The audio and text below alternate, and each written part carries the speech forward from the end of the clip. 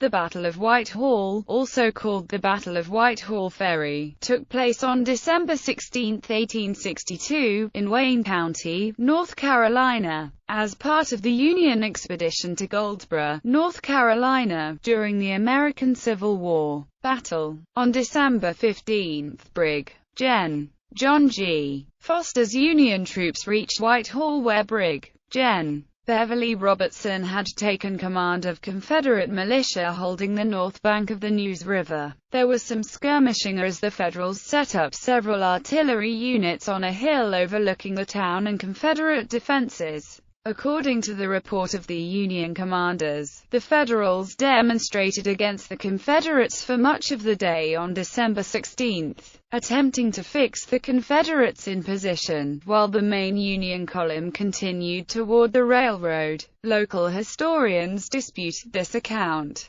claiming that one of the Union objectives of the Goldsboro campaign was to destroy an ironclad ramming boat that the Confederates were building on the north bank of the Neuse River at that location. This boat was one of several identical boats that were being built in upriver locations throughout the South, their purpose being to break the Union naval blockade. Only one of these boats, the CSS Albemarle, was completed in time to be useful, and succeeded in sinking several Union ships at New Bern, North Carolina, and opening the port to Confederate shipping. The Union plan was to take the bridge at Whitehall, destroy the CSS Neuse, and proceed by shorter route to destroy the rail line at Goldsboro. The Confederates had a superior defensive position, and they burned the bridge to prevent the Union forces from crossing. The Federals spent most of December 16 bombarding the town with artillery fire to destroy the Confederate defenses and to destroy the boat.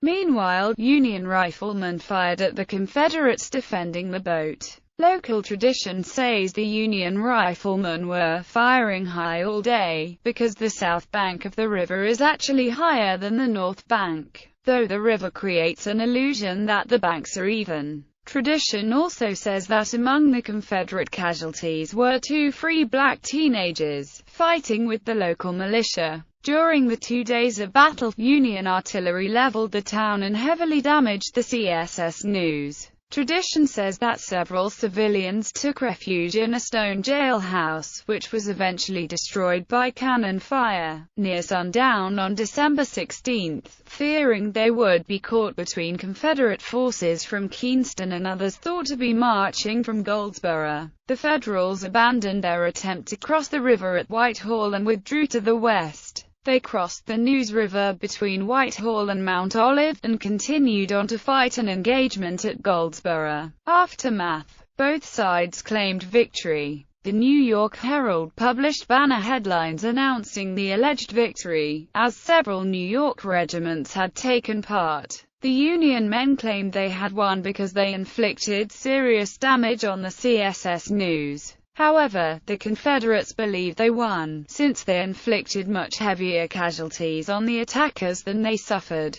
prevented the Yankees from crossing the river, and had kept the gunboat from being destroyed.